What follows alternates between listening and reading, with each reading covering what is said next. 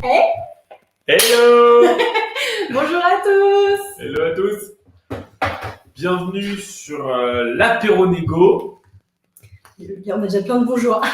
Allez, c'est parti. Le troisième apéro négo, on est ravis de vous accueillir à nouveau en ce jeudi soir. Bonjour à tous. On voit tous vos petits messages apparaître. Bonsoir à tout le monde. C'est vrai que j'ai dit bonjour. Ça dépend quelle heure il est chez vous en fait. Il n'est peut-être pas 18h30. N'hésitez pas à nous dire, comme à chaque fois, d'où vous nous écrivez et d'où vous nous regardez. On adore voir tout ça. Donc là, on voit plein de messages. On a une toute petite latence, donc on va attendre de voir les lieux arriver. On a Jamel qui nous demande le thème de ce soir. C'est la négo RH ce soir. Alors, je remercie Jamel de se connecter sans connaître le thème. Ça, c'est un client. Ça, c'est un fidèle. Ouais. On a... je vois qu'il y a du verre du champagne qui est prêt. C'est cool. Bravo à vous. Santé. Nous, on est toujours ensemble. On va pas Santé. changer, on fait plus le test du qu'est-ce qu'on boit ce soir. Hein. Oui, vous avez tous deviné ce qu'on buvait ce soir. Pour le coup, tout va bien. Donc, d'où on nous écrit, j'ai vu du Toulouse passer, je vois du Lyon, du Roissy-Charles de Gaulle. À côté. Est-ce qu'on a des gens qui sont à Céris? Ouais, on avait eu des gens de Céris, de Val d'Europe. Dites-nous si vous êtes de Val d'Europe, parce que Céris, c'est une petite ville. Je vois Bordeaux, Île de la Réunion, Brazzaville, Canaries, Algérie, Sénégal. Montmorency. On avait des Québécois la dernière fois, je ne sais pas s'ils sont encore avec nous. Allez, dites-nous, on serait ravis de faire le tour du monde. On a du Montmorency, Angers, Le Havre, Kremlin-Bicêtre, pas très exotique tout ça. Besançon, l'Escar dans le 64. C'est 64, c'est les... Ah, je me souviens plus. Je sais plus. Meudon, la Camargue, Hébé, Boulogne, Genève. J'en passe, c'est les meilleurs. Bon, on est Cameroun, Maroc. Pardon, parce que je les vois pas très bien. Ça, Oui, c'est vrai que... Bon, bienvenue à tous. Ce nouvel apéro négo, 3e édition. Ce soir, on a décidé de consacrer le sujet au RH. Alors, sujet fétiche d'Amélie, comme vous pouvez vous en douter. Je pense que j'ai pas à faire l'article. Vous le savez déjà. On va essayer d'approcher les négos un peu plus professionnels ce coup-ci. On alternera les sujets entre la négo pro et la négo perso. Là, on va attaquer un sujet un peu plus professionnel et on va surtout attaquer les négos un peu plus tendus. Parce que dans les RH, je sais, amis RH, que vous êtes confrontés à des négociations qui peuvent être complexes. Dieu merci, elles ne le sont pas toutes, mais vous pouvez confronter à des négociations complexes où il y a des très gros enjeux et des très gros rapports de force. Et c'est ça qu'on va essayer d'aborder aujourd'hui. Alors, encore une fois, je le dis à chaque fois, mais c'est un apéro négo, donc on rentre pas dans les techniques poussées, on n'a pas le temps. C'est pas le but. Le but, c'est de déstigmatiser et surtout de vous remettre à la négo. De manière simple et sympa, parce qu'avec les bons outils, on peut s'y coller sans forcément être un ultra technicien. Tu vois des messages, Amélie, parce que je vois que tu suis. je souris parce qu'il y en a qui disent mais le chat n'est pas là. Non, Fabien, le chat n'est pas là ce soir. C'est qui le chat n'est pas là? Parce que je mets toujours des chats partout dans mes manants. Ah oui. Je dire qu'il n'y a pas de chat. Mais on peut amener le chat la prochaine fois. C'est pas un souci. Promis, on est fan des animaux. Ah oui, forcément. Alors, pourquoi c'est important de parler négociation pour les ressources humaines? Alors.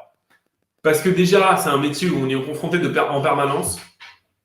Et pour être souvent en coaching avec des RH, pour souvent échanger avec des étudiants qui négocient leur premier salaire, pour échanger aussi régulièrement avec des salariés qui ont des phases de transition à créer dans leur carrière. Je sais que la négo est au cœur de votre métier. À vous, amis RH. Donc, du coup, on va essayer d'aborder les différents aspects. Encore une fois, on va faire de manière simple, d'accord? Je suis pas là pour vous former à la négociation des relations sociales complexes. Hein, c'est pas vraiment l'objet de ce soir. Mais par contre, si vous avez des questions, n'hésitez pas. Amélie se fera un plaisir de les renvoyer sur l'écran et j'essaierai de vous répondre du mieux que je peux, le plus rapidement possible. Et avant chaque question, je buzz. Alors, ce qu'on va faire, c'est que je vais commencer par vous présenter la méthode avec laquelle on va bosser ce soir. C'est comme d'habitude c'était le même cas sur les 2 premiers lives, on le pousse sur le 3e live, c'est la méthode OPEX. La méthode OPEX, on l'a créée à la Négo Academy pour être capable de créer pour vous donner un outil qui soit simple et facile d'utilisation. La méthode OPEX, c'est 4 points. Les 4 points sont à traiter dans l'intégralité de vos négociations. Je vous résume les 4 points. Vous avez le O d'observation, vous avez le P de préparation, le E échange. De échange. Et le X de expérience. Magnifique. Amélie est une star en négo. Ça y est, maintenant elle est formée pour prendre le relais. Ces 4 étapes vous permettent d'aborder n'importe quelle négociation. Première phase, vous observez. Vous essayez de comprendre, vous prenez le contexte, vous regardez l'environnement. Je suis obligée de buzzer. J'ai vu un truc. La négo, c'est de l'impro. David, je te rattrape juste après. David, non. Pas de négo impro, pas de négo impro. L'impro, c'est bon pour le théâtre. C'est bon pour les relations familiales, éventuellement. Mais dans la négo, on n'utilise pas d'impro. David, on prépare tout, d'accord? On peut être très bon en impro. Il y a des gens qui sont très bons en impro, ça existe. Hein, ça existe. Par contre, plus on est bon en impro, moins on prépare et donc moins on est performant techniquement, d'accord? Donc moi, je préconise de la préparation plus que de l'improvisation. J'ai pour habitude de dire, chez nous, quand on nous pose la question, mais vous savez improviser? On leur dit oui, uniquement quand on est préparé. Et c'est ça la négo, d'accord? C'est un métier de préparation. On n'a pas de latence et on joue pas, on jongle pas avec la négo. Surtout pas quand c'est des sujets comme ce soir. Donc, la méthode OPEX. 1, vous observez. Pour un RH, vous êtes, je vais prendre le cas d'un salarié, peut-être. Rupture conventionnelle? Rupture conventionnelle. Allez. Je vais vous le faire côté salarié et côté RH, d'accord? On va essayer de basculer des deux côtés. Je vais commencer par le côté salarié, qui est peut-être celui qui le prépare le moins et à tort. Le salarié arrive, il doit observer. On est d'accord qu'une rupture conventionnelle, comme son nom l'indique, elle doit être conventionnelle et donc elle répond à un cadre spécifique qui est défini par la directe, en l'occurrence, pour parler un petit peu technique, mais elle doit partir d'un accord des deux parties. On n'impose pas une rupture conventionnelle, ni d'un côté ni de l'autre. Je pense qu'on est OK avec ça. Donc forcément, il y a négociation. David. Pas de problème, David, envoie un message sur LinkedIn avec plaisir. J'adore les joueurs, je suis un grand joueur, je suis un fan, j'adore. Du coup, l'observation est très importante. Côté salarié, d'accord? Le salarié doit prendre en compte l'environnement. Est-ce que son service est en tension? Est-ce qu'il va manquer dans le service? Est-ce qu'il va laisser une place vide qui est très importante? Est-ce que le service a trop de monde? Et dans ce cas-là, on va plus facilement avoir tendance à le laisser partir que si il est en sous-effectif. Est-ce qu'il peut y avoir un besoin ou est-ce qu'il y a un rôle qui a changé et du coup, il n'y a plus besoin de sa capacité, sa compétence à lui? Donc, dans ce cas-là, on va plus facilement le laisser partir aussi. Côté RH, les questions sont quasiment les mêmes. Est-ce que je peux laisser partir ce salarié? Est-ce que j'ai l'effectif humain nécessaire ou est-ce que c'est compliqué, ou est-ce que c'est un poste clé et pour moi, c'est pas possible de le laisser partir et ainsi de suite. Et on observe, on prend le panel. Une fois qu'on a fait la phase d'observation, on fait la préparation. Une fois qu'on a récupéré toutes ces infos, avec plaisir, David. D'ailleurs, David, on a une équipe back-off. Je fais un coucou à Maxence, mon frère, et Philippe qui sont derrière, qui répondent sur le chat. Si vous pouvez coller le lien de la newsletter, les gars, juste pour que David puisse s'inscrire pour tester le jeu de négo. David, si tu es d'accord, on va lancer un jeu de négo. Si tu es d'accord pour le tester, je serais grand fan. Tu as le lien qui va s'afficher. Je reprends mon petit laïus, excusez-moi. P pour préparation. Une fois qu'on a récupéré les informations, qu'on les a observées, on les classifie et on les traite. Quelles sont les infos importantes? Quelles sont les infos qui ne sont pas importantes? Et avec ça, on définit sa stratégie. Une fois qu'on a défini la stratégie, on peut rentrer en échange. Et là, on s'assoit à la table avec le salarié ou avec le RH, quel que soit le côté où vous soyez, et on commence à argumenter sa demande. D'accord? On n'arrive pas en demandant, en tant que salarié, s'il vous plaît, là, je mets un coup de pression. On n'arrive pas, pour négocier une rupture conventionnelle, les mains dans les poches, d'accord, sans avoir rien préparé et en croisant les doigts pour qu'avec un peu que sur un malentendu, ça puisse fonctionner. Comment faire? Non, attends, ici, je me suis trompée. À une demande de rupture conventionnelle, on m'a répondu, c'est pas la banque ici. Alors, Vanessa, très bonne remarque. Effectivement, il y a un petit peu de formation à faire sur la partie technique et sur la capacité des sociétés à faire des ruptures conventionnelles ou pas. Alors après, ça dépend de la possibilité de le faire ou pas. Comme je l'ai dit, c'est un accord mutuel. Il faut que la société et vous soyez d'accord pour le faire. Donc effectivement, je suis pas la banque, je sais pas pourquoi, j'ai pas compris le lien avec la banque directement, c'est peut-être une notion d'argent ou pas, je sais pas. Bah oui, parce que quand tu demandes un peu plus d'argent lors de ta rupture et que ton entreprise refuse, on dit ça, on n'est pas la banque ici. Wow. Ouais, alors Vanessa, C'est dire le level de l'entreprise. Vanessa, balance un message sur LinkedIn, n'hésite pas. Là, il y a une négo à tenter. Quand ça commence comme ça, tu peux y aller plein pot, faut y aller à fond. C'est pas une réponse acceptable pour une rupture conventionnelle, on n'est pas la banque. C'est déjà même un non catégorique, je dirais, n'est pas acceptable. Pourquoi ? Parce que il faut qu'il soit justifié, un non. On peut vous dire non, mais il faut être capable de l'expliquer. De la même manière que vous, en tant que salarié, vous devez être capable de le justifier et de l'argumenter. Pourquoi vous le demandez ? Ok, on a passé l'échange. La troisième phase, on va passer maintenant au retour d'expérience. Une fois que vous avez vécu l'échange, il s'est bien ou mal passé, parce que la négo, c'est un sport, ça peut mal se passer, on peut perdre, on a des échecs. Il faut apprendre de ces échecs, mais on peut en avoir. On revient sur la situation et on débriefe, d'accord ? On se pose la question de pourquoi on s'est pris un... On n'est pas à la banque ici. Pourquoi on s'est pris un non ? Pourquoi ça n'a pas marché ? Côté RH, en fonction de la réaction du salarié, qu'est-ce qui n'a pas été compris ? Qu'est-ce qui a mal fonctionné ? Quel est le message qui n'est pas passé ? Quel est de se poser les bonnes questions pour pouvoir reposer un rendez-vous et rediscuter. La négociation part toujours d'un conflit, mais doit t'amener à une solution. D'accord ? Donc, on peut être en désaccord. Ce n'est pas pour ça qu'on doit rester bloqué dans le désaccord. L'idée, c'est de faire évoluer. Quand on dit trouver une solution, je sais que tu n'aimes pas le terme, mais du coup, est-ce qu'on est sur un compromis ? Tu pactises avec David Vous allez me les coller toutes ce soir. Alors, le compromis, on n'aime pas en égo le compromis. Alors, c'est un sujet, on adore nous chipoter là-dessus. Le compromis, c'est un sujet toujours un peu difficile en égo parce qu'on part du principe que si on part sur un compromis, il n'y a pas de négo. À partir du moment où il n'y a pas de négo, s'il n'y a pas de conflit. Donc, forcément, s'il n'y a pas au moins un désaccord, faute de parler de conflit, on peut être en désaccord sans être en conflit. Donc, il y a au moins un désaccord sur la base négo. Donc, c'est pas possible de se dire, on a un compromis, dans ce cas-là, tout le monde est content, on tape dans la main et puis on passe à autre chose. Il n'y a pas besoin de négocier. On n'est pas fada au point de passer notre temps à négocier s'il n'y a pas besoin. Hein. On s'arrête tout de suite. On le fait que s'il y a un intérêt, qu'il y a quelque chose à gagner ou à récupérer.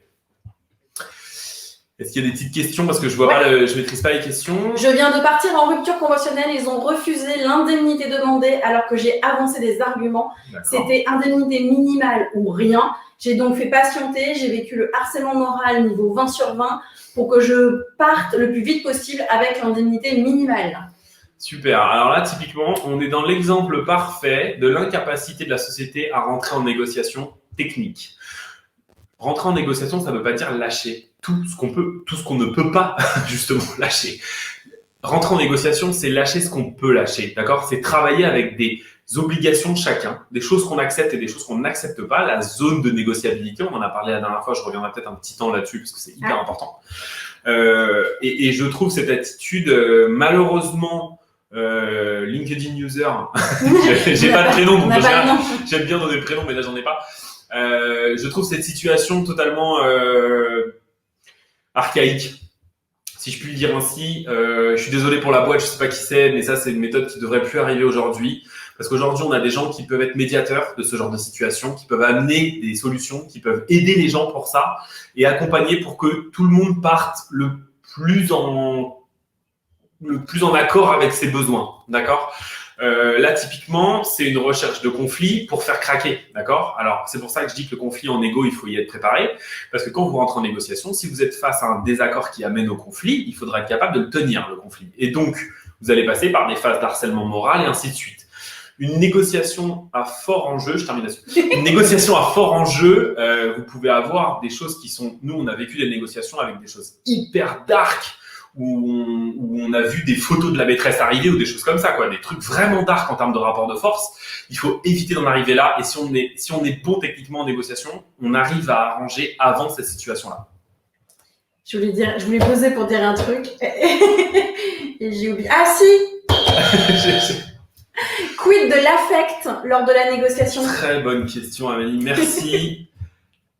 Oubliez ça. On va oublier la question ? Oubliez l'affect. Non, l'affect, c'est bon pour vos enfants, votre chien, votre belle-mère, qui vous voulez, mais pas votre patron. Et inversement, dans les RH, vous pouvez avoir de très bons rapports avec les salariés. Je vous le souhaite et je vous invite à déclencher ce genre de rapport parce que c'est tellement plus agréable quand il y a de la bienveillance dans l'entreprise. Et je parle de vraie bienveillance, pas la bullshit qu'on voit toutes les 4 matins où derrière on ramasse les salariés à la cuillère derrière. Mais l'affect n'a rien à faire dans une négociation de travail, de la même façon que vous ne montrez pas les photos de vos enfants au moment où vous négociez une rupture conventionnelle. Ça ne vous viendrait pas à l'idée, d'accord, en termes de… l'affect, c'est pareil. Vous n'avez pas à rentrer d'affect à ce moment-là. Vous pouvez avoir un bon rapport avec les gens, mais là, vous êtes dans un rapport business et on switch. En France, on ne sait pas bien faire ça. Aux États-Unis, les gens, ils savent travailler. En Angleterre, je vais prendre l'Angleterre, c'est peut-être plus proche, il y a peut-être plus de gens qui sont concernés par ça. En Angleterre, vous pouvez bosser avec votre patron, il vous engueule et vous allez boire une bière avec un quart d'heure après. Et il fait parfaitement la part des choses, d'accord? La bière qu'il boira avec vous, c'est du perso. Le boulot, c'est du boulot. Et je trouve ça hyper cool parce qu'au moins, la ligne, elle n'est pas passée et elle n'est pas froissée. Et je déconseille l'affect à tout prix, essayez de l'annexer. C'est d'ailleurs pour ça que vous avez autant de problèmes dans vos négociations perso. C'est parce qu'il y a de l'affect, en réalité. Comment faire, question de Anne, comment faire quand le courrier de demande de rupture conventionnelle débouche sur une réponse négative, sans argument ni possibilité de rencontre avec les RH? C'était il y a 1 an déjà. Alors, Anne, je suis pas un spécialiste juridique, donc je vais pas donner de mauvaises informations techniques. Par contre, je pense que ça mérite un coup de fil et de dire attendez, je comprends pas pourquoi on peut pas s'asseoir à une table et en parler de manière cool. Je suis pas là pour vous agresser, je vais pas vous voler. Et si jamais la tension monte un peu, alors là, je parle côté salarié, je vous donnerai un tips côté RH aussi, bien sûr. Il faut pas oublier un truc, et ça tout le monde le sait, nous on est chef d'entreprise, on l'a en tête, on l'oublie jamais, c'est qu'un mauvais prud'homme coûte toujours plus cher qu'un bon accord. C'est ça? Non, je l'ai dit à l'envers. Un bon… Non. Bon, vous m'avez compris, faut pas aller au prud'homme. Ok, ça coûte trop cher. Donc, il est toujours temps de discuter avant l'échéance max. L'échéance max, c'est le prud'homme. Le prud'homme, on est au tribunal, on rigole plus, on a plus envie de trouver de solution. C'est la justice qui tranche pour vous. On doit avoir des espaces intermédiaires avant ça, d'accord? On est dans un pays où on passe de rien de discussion aux avocats. Aux États-Unis, il y a des gens qui sont spécialistes de la négociation, qui négocient toutes ces zones-là. En France, c'est même pas légal parce que sinon, on substitue le travail aux avocats. Je trouve ça inadmissible. D'ailleurs, je peste contre ça. On devrait avoir le droit, en tant que négociateur, d'aller aider des causes avant d'arriver au tribunal, nom de Dieu. Pourquoi nos tribunaux ils sont aussi engorgés? C'est parce que les gens, ils parlent pas et ils se retrouvent au tribunal. Alors que il y a un monde entre les deux. On devrait être capable de, au moins, d'échanger, faute de trouver une solution. Et dans ce cas-là, ça tombe sur le tribunal. Est-ce qu'il y a des petites questions qui nécessitent une intervention ou je donne le tips RH? Tips RH. Tips RH. On vous brandit la menace du tribunal. On va aller au tribunal. Ouais, ça vous arrive souvent. Hein. Je vous colle au prud'homme, mais tellement. Vous savez même pas. On doit vous la faire tous les 4 matins. C'est usant parce que vous savez qu'il y a déjà la moitié des dossiers qui n'iront jamais. On le sait, on a les stats. Hein. Faut pas être débile. Et pour autant, il faut quand même répondre à ça. Ce que je vous invite à faire, c'est à parler de cette zone entre les deux. De dire, écoutez, à partir du moment où on ne vous a pas manqué de respect, où tout a été respecté dans les règles de l'art, et en général, les RH qui font bien leur boulot, ils n'ont rien à se reprocher, d'accord? Et ben vous vous dites qu'il y a une zone avant le tribunal et j'aimerais pour que tout le monde ne perde pas de temps parce qu'un tribunal c'est très long, vous allez y passer des années. Donc on parlait tout à l'heure, c'était Anne qui parlait de pression morale. Je vous dis pas le moral quand vous avez un procès au cul et que ça dure pendant des années avant de passer, c'est insupportable pour vous, hein, d'accord? Donc il faut absolument éviter ça de tous les côtés. Et donc vous en tant qu'RH, vous pouvez aussi brandir ça, de dire écoutez, on est dans la bienveillance et je pense qu'il faut qu'on arrive à trouver une zone d'échange et de discussion. Si la discussion est ouverte, je vous engage à aller vers le salarié, et ça vous savez le faire, hein, je vous apprends rien, et à lancer des discussions. Si jamais ça ne l'est pas, et ben vous tranchez parce que c'est le jeu aussi. Et toutes les négos sont pas bonnes à mener, d'accord? Il y a des sujets qui sont cramés, il faut y aller, il faut les cramer. Comment faire si un RH n'est pas à l'aise au moment de la négo, par rapport lui aussi à son affect et par rapport à sa… on va dire, j'ai utilisé l'expression, il a le cul entre deux chaises, parce que d'un côté, il veut s'occuper des salariés, il veut en prendre soin, mais d'un autre côté, il a peut-être un peu la pression de la direction qui l'impose à faire des choix. C'est un métier qui est très difficile pour ça, les RH, parce que vous êtes souvent en zone de transfert. Et donc, forcément, vous êtes le cul entre deux chaises, pour reprendre l'expression d'Amélie. Salut Anto. Anto, c'est notre spécialiste de la négociation familiale à la Négo Academy. C'est pour ça qu'on se permet de lui faire un petit coucou comme ça. Philippe, il dit qu'il faut faire rentrer les IRP dans la danse. C'est quoi les IRP? Les syndicats. Ah ouais. Oui, effectivement. Pardon, excuse-moi. J'étais sur les ERP, moi, les établissements de recevement du public, j'y étais pas du tout. Pardon. Je vous ai dit que j'étais pas juriste, hein. C'est pas tout à fait mon domaine. Donc du coup, pour déjà en tant que RH, il faut que vous déculpabilisiez la négo, d'accord? Faut arrêter d'en avoir peur. Moi, je forme des RH régulièrement et très souvent, c'est des gens qui ont peur de la négo, pas peur de négocier, attention, peur de la négo. On arrête, on déstigmatise. C'est pas un sport dangereux, c'est pas un sport difficile. Il faut juste avoir les bases. Alors là, je vais prêcher encore un peu pour ma paroisse, mais on a des formations qui vous permettent de déculpabiliser la négo, de reprendre les bases simples et de vous former, parce que je sais que malheureusement, vous êtes tous confrontés à ça, mais pas tous formés à votre juste valeur. Et donc, je vous invite à demander à vos employeurs des formations là-dessus. Ça existe. Nous, à la Négociation Academy, on en a qui sont spécialisés RH aussi. On a des laïus spécifiques parce que c'est quand même un métier qui est très spécial et qui demande des approches particulières. On n'est pas dans la négo d'achat de voiture ou de négocier avec sa belle-mère, parce qu'Amélie adore ça. Coucou Jeannette. Du coup, Jeannette au passage. Mais du coup, voilà, vous n'êtes pas formé, donc je vous invite à vous renseigner. Nous, on fait plein de trucs autour de ça. Restez connectés, suivez-nous. Si vous avez besoin, vous nous consultez sur la Négo Academy. On a des laïus spécifiques sur la négociation RH parce qu'on sait que c'est un sujet qui nécessite et qui peut, dans le cas de relations parfois avec les syndicats, et nous, moi, je l'ai vécu le plus dans ces cas-là, quand il y a des très gros rapports de force avec les syndicats, il faut vraiment être formé. Vous pouvez pas y aller sans armes parce que sinon vous allez repartir. Vous ferez du mieux que vous pouvez. Je sais que vous vous battez pour faire des choses trop cool, mais à un moment, si vous tombez face à des gens qui sont préparés, vous allez vous faire péter les genoux. On appelle ça comme ça chez nous. Je suis désolé du terme, on a pris le cul entre deux chaises. Maintenant, on parle des genoux. Vous allez vous faire péter les genoux juste parce que vous n'êtes pas préparé, et c'est un drame parce que dans votre métier, il faut l'être, d'accord? Donc, n'hésitez pas. On est force de promotion. Et si vous avez des questions, vous me les envoyez, et je suis toujours prêt à répondre aux questions. Je le fais avec grand plaisir. Et je m'entourerai s'il y a un peu de technique ou de juridique. J'ai pas mal de potes qui peuvent nous aider là-dessus. Ok. Est-ce qu'on essaye de partir sur le cas numéro 2? Oui, je ne m'en rappelle plus, mais on va y aller. Situation de crise. Ah, préféré, j'adore. Est-ce que tu peux nous définir une situation de crise? Alors, une situation de crise. Alors, pour vous parler un petit peu de ma légitimité sur le sujet, j'ai eu la chance de passer par la cellule de crise Air France, où c'est là que j'ai pris mes plus grosses chapes de formation en négociation complexe. Donc, on parlait de négociation syndicale, typiquement, là, on est dans la négociation complexe.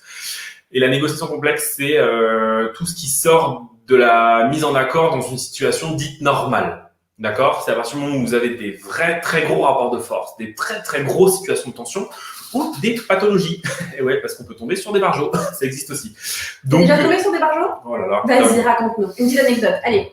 Bon, alors, je vais vous parler de celle qui est la plus connue, le pervers narcissique. Celui-là, je l'adore. Non, je le déteste, j'en peux plus. Tout le monde croit que tout le monde est pervers narcissique. Dès qu'on se fait quitter, on croit que son ex est pervers narcissique.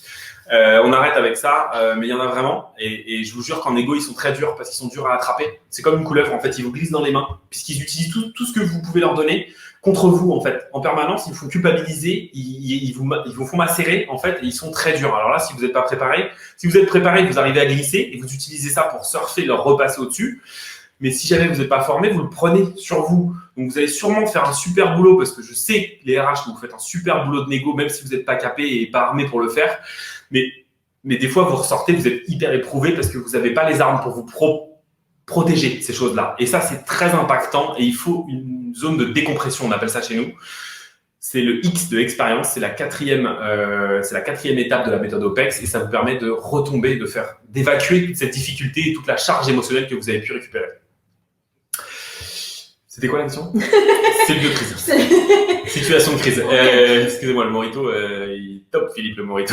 Nickel, mon chéri. Nickel, Philippe. Tu parles d'alcool, je vais être obligée de mettre notre petit bandeau. Concernant à la négo, l'abus d'alcool est dangereux pour la santé, à consommer avec modération. Je ne connais pas cette modération.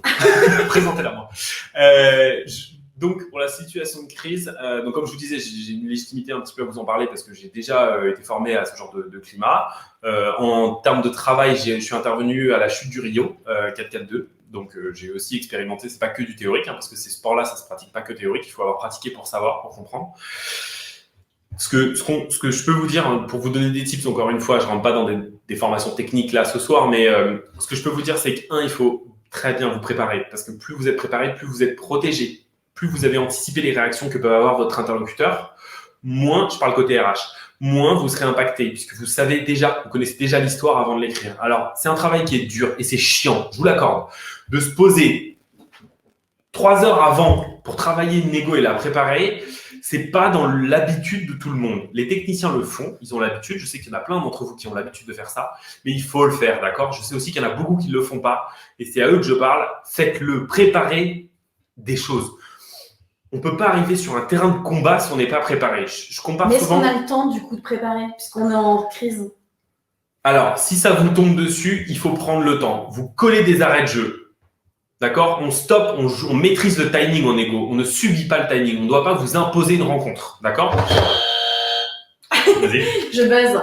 Un jour, tu m'avais expliqué que dans une équipe de négociateurs, il y avait différents rôles de négociateurs. Est-ce que ça rentre en ligne de compte lorsqu'on est en situation de crise? Déjà, il n'y a que dans les films américains qu'on négocie tout seul. Hein.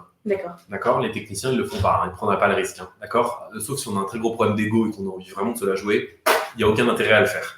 On négocie en équipe, on travaille à plusieurs. Minimum, on est 2, d'accord? Pour avoir un qui est front, un qui est back, qui surveille, qui écoute mieux que celui qui échange, parce que quand on parle, on peut difficilement écouter, même si on essaye de le faire, on est moins bon. Et donc, il fait un relais d'informations sur le premier et il a un recul sur la situation. Du coup, c'est comme dans les entretiens, quand il y a plusieurs recruteurs, il y en a un souvent qui prend des notes et l'autre qui écoute davantage ou qui pose des questions. Exact. Ok, c'est pareil. Et sur une équipe de négo complète, on peut aller jusqu'à 6. D'accord? Il y en a un qui maîtrise l'information, il y en a un qui prend les notes, il y en a un qui s'occupe des communications, il y en a 2 qui sont en front, et le dernier, j'ai oublié. Eh ben, je sais pas, il chapeaute tout le monde. Je vous le noterai dans le truc. Il a un truc. Et si on le refait, il y en a 6, tu m'as dit? Grosse journée, je sais plus s'il y en a 5 ou 6. Non, c'est 5, c'est pour ça qu'il y en a. Ouais, le 6e n'existe pas. Le 6e n'existe pas, c'est ça. Il y a le timekeeper.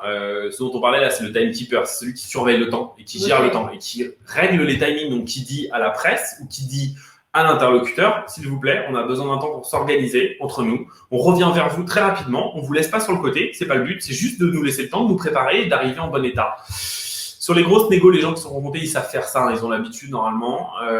C'est surtout sur les petites. Et nous, je sais que dans nos clients et dans nos auditoires, on a beaucoup de TPE et de PME aussi qui sont pas forcément des gens qui sont très épaulés à ce sujet-là, qui sont très formés.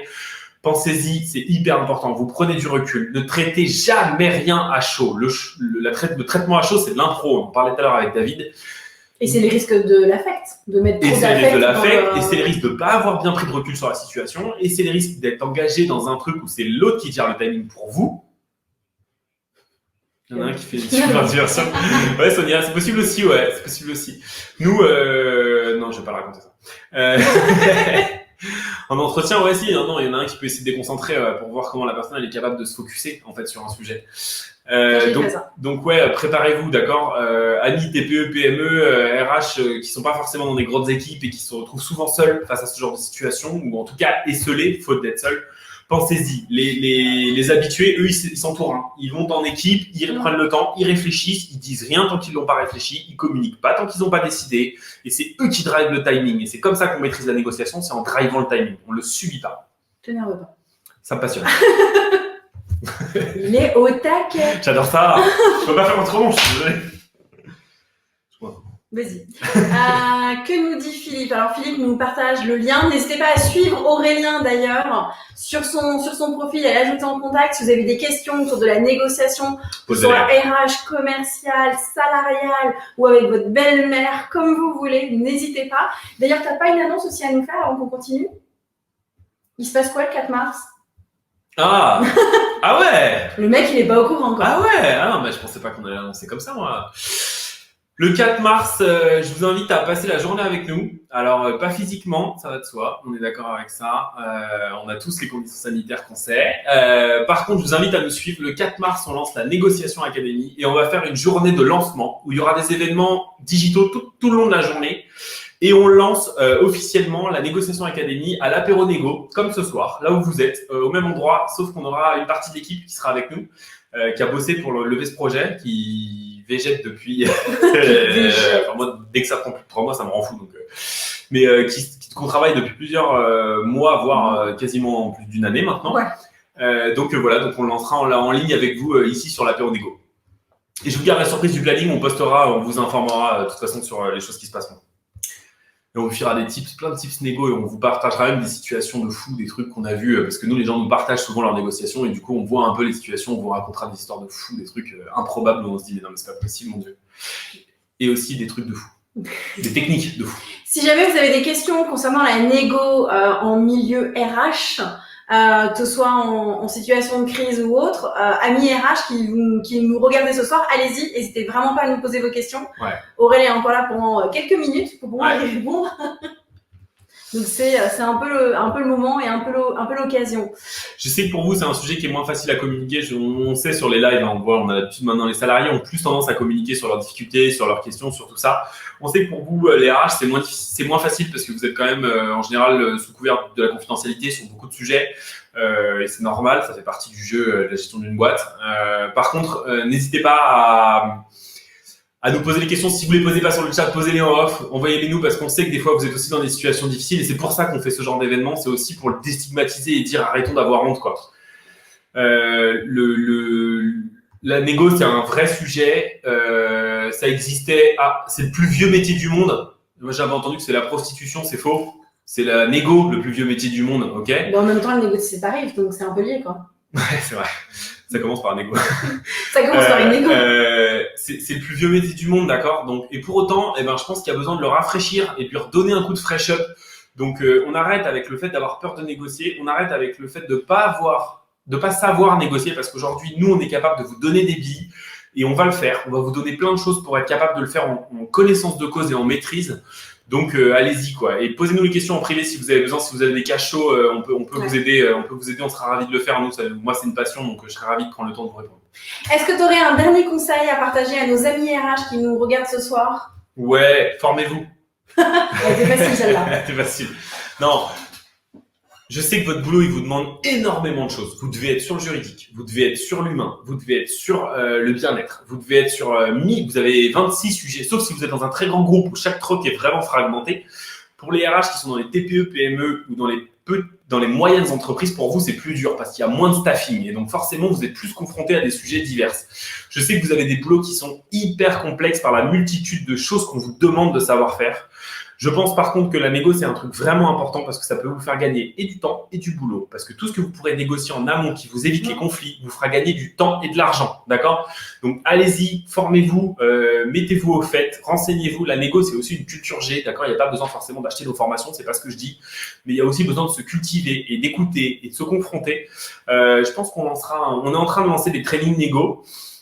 Filmés pour pouvoir vous les retransmettre. On avait eu la demande sur le dernier chat. Si vous vouliez voir des exemples de négociations qui sont pratiqués chez nous, on fait des trainings avec nos équipes. Si jamais il y a des RH qui sont motivés, la dernière fois j'ai eu des étudiants qui étaient motivés pour intervenir sur la chaîne, qui m'ont pris contact et qui vont venir en plateau avec nous pour donner leur avis d'étudiants sur la négociation.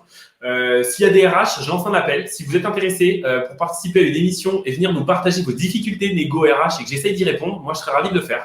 Donc, tenez-nous au courant, on vous reçoit en studio, on serait ravis d'avoir des invités parce qu'on a un grand studio et on est seuls tous les deux. Donc, on sera ravis de mettre des gens. On a notre ami Palmier, mais ouais, bon, ça ne suffit pas, quoi. En tout cas, on sera ravis de vous recevoir pour échanger sur vos problématiques réelles parce que nous, on les théorise, d'accord, les problématiques, mais j'aimerais que quelqu'un vienne en parler lui-même parce que je pense que ce sera beaucoup plus vrai pour tout le monde.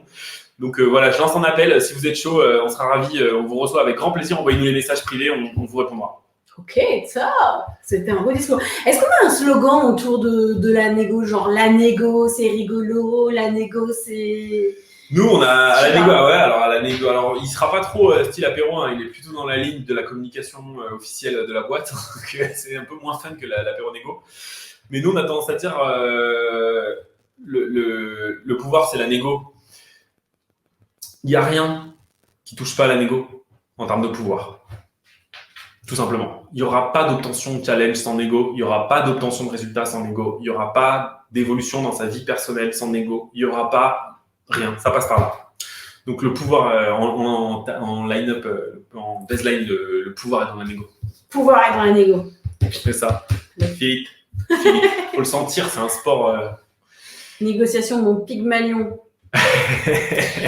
Moi, alors, on a l'habitude de lancer des challenges à chaque fois, à chaque apéro négo. On n'a pas lancé de challenge, c'est vrai. Et bien, tu sais quoi, je vais en inventer un. Vas-y. Euh, Allez, je prends des popcorn. Voilà, pour la laisser inventer. parce que j'aime bien alors LinkedIn User, je sais pas du tout qui tu es, donc mais négociation, donc Pygmalion. J'ai envie de dire celui qui me trouve la punchline la plus cool, et gagnera également 2 heures de coaching avec Aurel. Elle me vend à chaque fois. Bah, À chaque fois. Je rigole. Ils vont pas faire de la négo avec moi, quoi. Oh, franchement, maintenant, je commence à être à capé. Hein, mais, Si je peux vous faire de la négo de salaire, moi, c'est pas, ça c'est facile. Mais ok, voilà. ok, je prends le deal, on y va. Oui, Challenge- on est des challenge fous, on n'est pas accepté. des fous. Allez, challenge Celui accepté. qui trouve la meilleure baseline pour la négo, vous l'envoyez sur le profil d'Amélie ou sur le mien, comme vous Sur voulez. celui d'Aurel. Ou sur le mien. Moi, je suis full. Je réponds. Elle a sa boîte qui est un peu jardin, en vrai. Mais j'ai passé le cap des 200 000. Ça, c'est un challenge, ça. Ça, faudrait Bah, faire. il y avait. On va faire un live pour ça, faudra faire une fête. J'ai contacté la demoiselle qui a gagné.